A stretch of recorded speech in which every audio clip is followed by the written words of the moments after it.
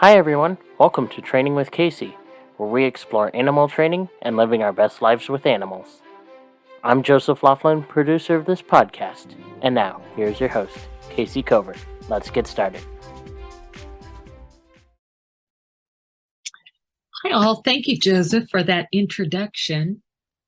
And hi everybody, welcome to Training with Kayce. I'm your host, Kayce Covert.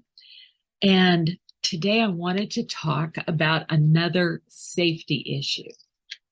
So we might as well cross some of the big ones off the list. They're coming up, and that means we need to cover them now. So there are two most dangerous situations for animal trainers. And I think it probably surprised you what they are. So one of them you're going to have to wait for, but the other one we'll talk about today. And that is the danger of rigid expectations. Now, this was drilled into my head in the late 80s when SeaWorld presented a paper on Ramu, one of their male orcas. And it was a crazy situation. But first, let me tell you the setup. First, I'll tell you the setup, and then I'll tell you what actually happened. And then we'll go into how this affects, where you can see it in other places. So Ramu was this huge, stately male, and these two trainers were working together, and one did a favor for the other trainer, the trainer that was actually feeding Ramu. And as a joke, to say thank you, the trainer that was feeding Ramu tossed a fish to his colleague who was helping him. It was a joke. Guess who didn't think it was funny? Ramu leaped out of the water and crashed through the show wall and had the trainer pinned up against the second wall as he clacked his jaws. He had never done anything like this before. At least that's what was relayed at the talk. And why would he do it now? It turns out that we already know that when you create a rigid expectation of food, you are likely to create aggression. And with Ramu, with the orcas, they wanted to have the cream of the crop, training them, the people that really mastered the principles of training and followed them accurately and so on. And back at that time, it was being promoted by a number of people who hadn't read all the research.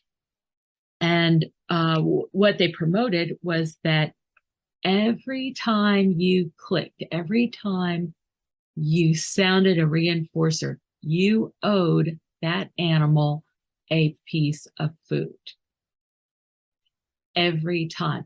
It was described as a contract that you made with that animal.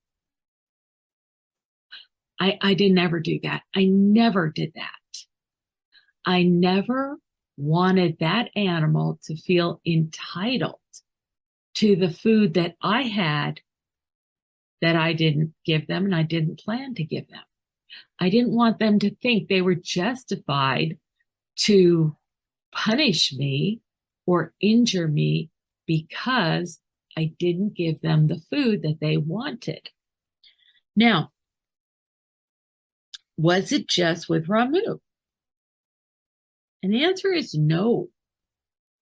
I have helped I have helped many, many people that have created problems with food with other kinds of animals.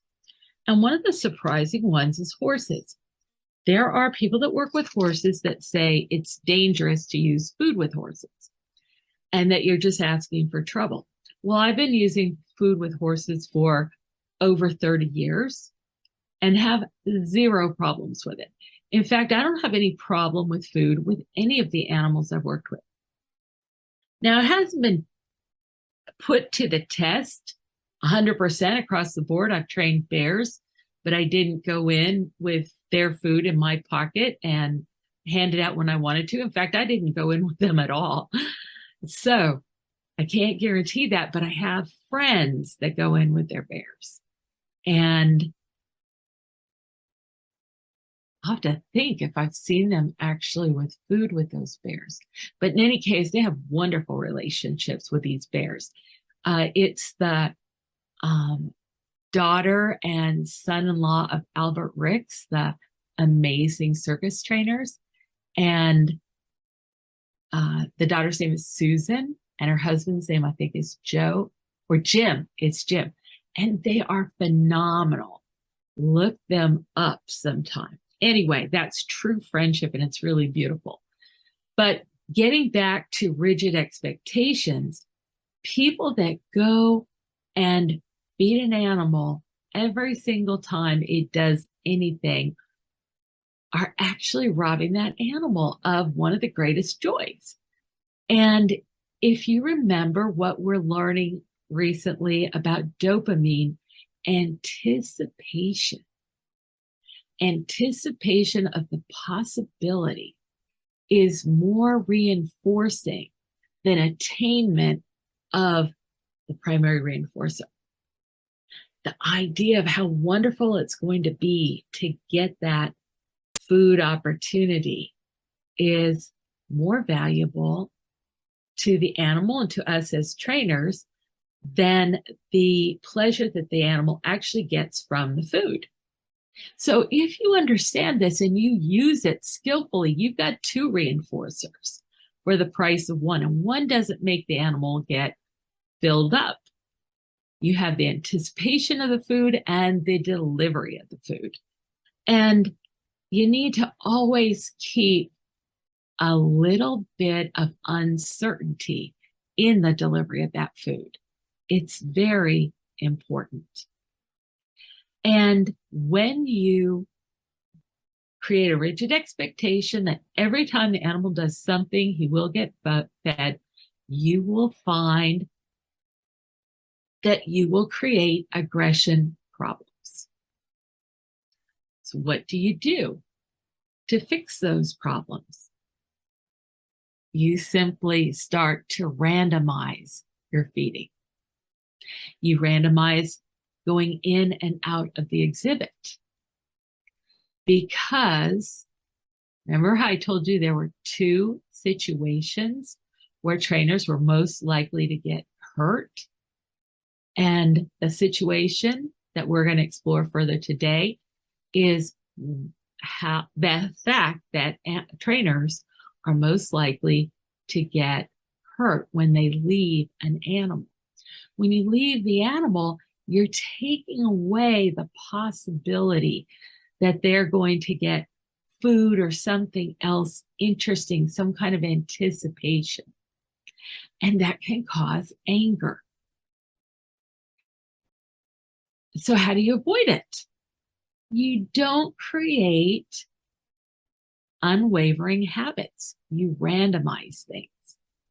So during a training session, I would go outside of my exhibit area, do something, come back in, work a little bit more with the animal, go outside, throw them a bunch of fish, come to the back of their area. Hey, can you come over here and target through the fence? That's outstanding. Here's some food. Can you come over to this side and do it? That was really great. See you later. No food. Okay.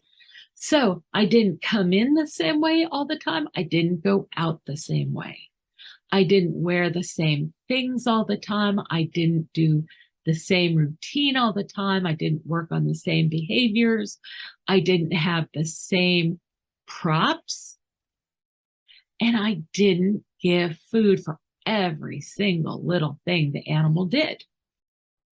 And guess what? Guess how they solved Ramu's issue? They randomized his food. When they went over the research, they found evidence that it's predictable that an animal will become aggressive if you allow it to create a rigid expectation of food or the absence of food, like when you leave, the absence of good times, the absence of company. So as trainers, we often don't have very much time to spend training or even with our animals overall. But with creativity, we can use the time that we do have more effectively.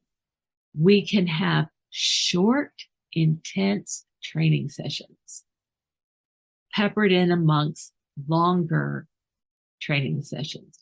We can come and go various ways. We can randomize all these different events, stay safer, and keep our animal healthier and safer. It's not good for an animal to get all upset about you leaving. So don't do that. So we talked about rigid expectations causing things to become very dangerous for trainers when they leave animals. And why that is, we're removing resources which the animals have come to expect and regard as theirs. We talked about Ramu and the fact that it was so dangerous what happened. I believe he was off exhibit. He was out of training for an entire year. And yet when they finally figured out how to incorporate him back into the workflow, what they had to do was randomize things. That's a very simple solution.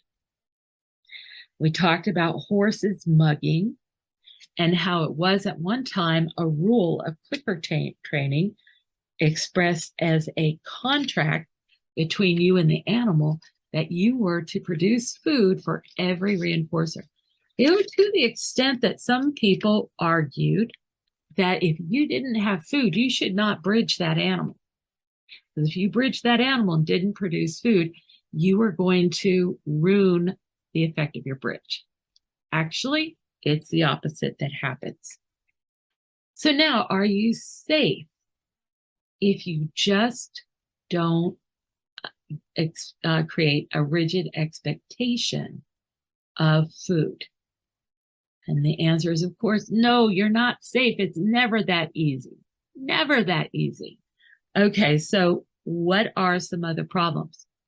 Hey, I had a client that had a big, dangerous dog who expected to be able to go in the car whenever he wanted.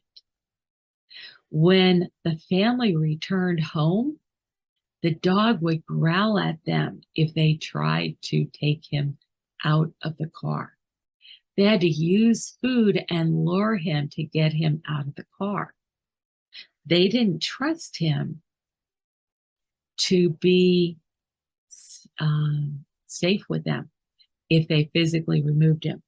Now, in all honesty, we didn't solve that problem.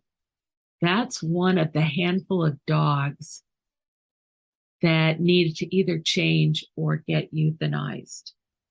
And he did end up dying. But you probably wouldn't think initially of sitting in the car as being a dangerous expectation. How about allowing the animals up on your beds whenever they want to be? Now, of all the animals that this seems to be really dangerous with, one I think is very surprising is those little pigs. For whatever reason, many of the clients I've had over the years that owned those little potbelly pigs love to sleep with the pigs on top of them. So they would come home from work to take a lunchtime nap with their pig. And they'd lay down and the pig would lay down on top of them and everything would be fine.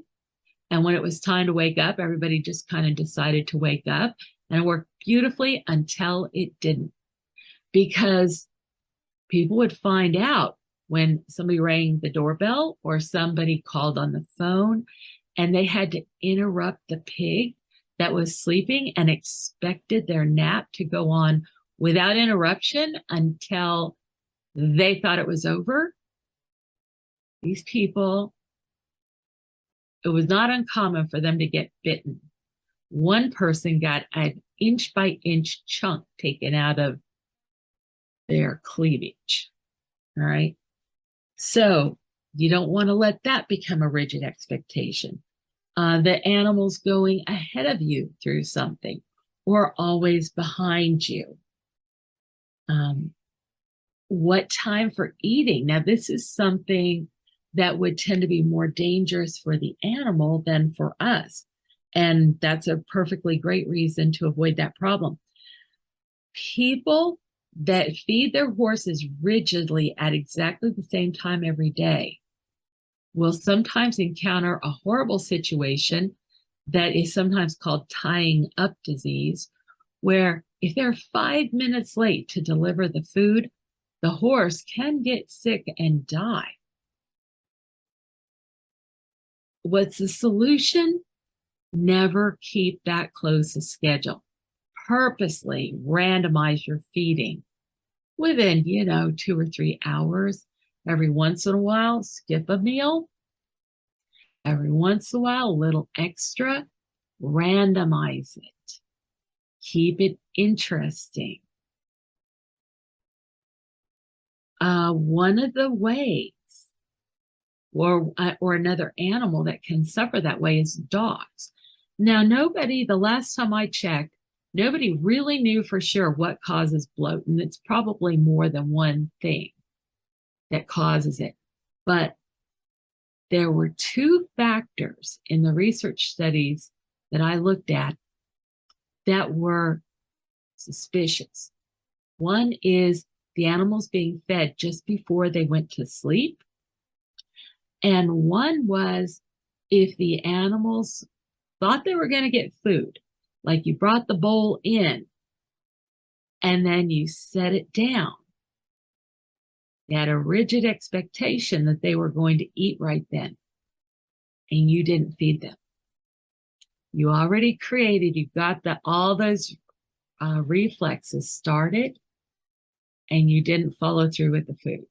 So not only do you not want to feed exactly the same way, but you don't want to create uncertainty either. Or let's say maybe more to the point, you should manage the uncertainty. So how can you manage the uncertainty? Hey, you can do training sessions where, okay, look, I'm going to bring you a molecule of food. Oh, I'm going to take it away again. I'm going to come back. I'm going to give you 4 molecules of food. Woohoo! All right, I'm going to be gone for a while. And when I come back, we'll go outside. Okay, we went outside for a while. We had a good time. Would you like your dinner? And we feed them right then.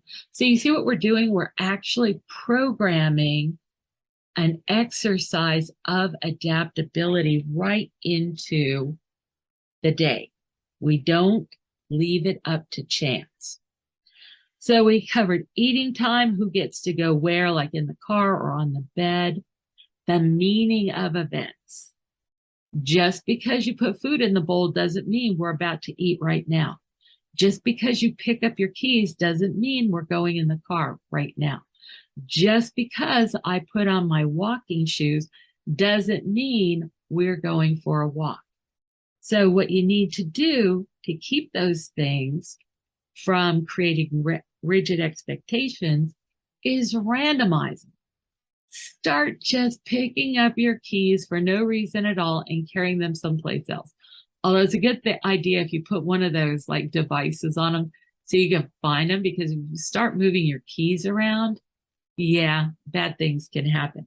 Which leads us to why we should all train our dogs to find and retrieve our keys for us. Yeah, that's a good one. All right, so you want to not only not create rigid expectations, but you want to exercise tolerance and adaptability. And that means planning on our parts. We need to not leave it to chance, but to systematically work those expectations. Break them down into little pieces and just teach the animal to be flexible in life. You want to praise coping and peacefulness. You want to praise resilience. Sometimes the animals will get really funny. They'll play a joke, or they'll be expressive about things, like they'll sit down and put their head down.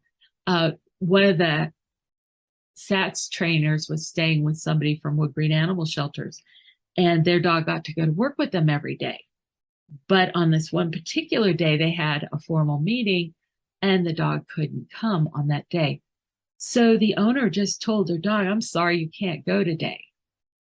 And the dog went straight upstairs, laid down at the top of the stairs, and woefully put her chin on her paws as she regarded everyone with an air of being wronged and being, very, very depressed about it. But she didn't come downstairs and line up at the door like she expected to go. She fully knew what the words meant.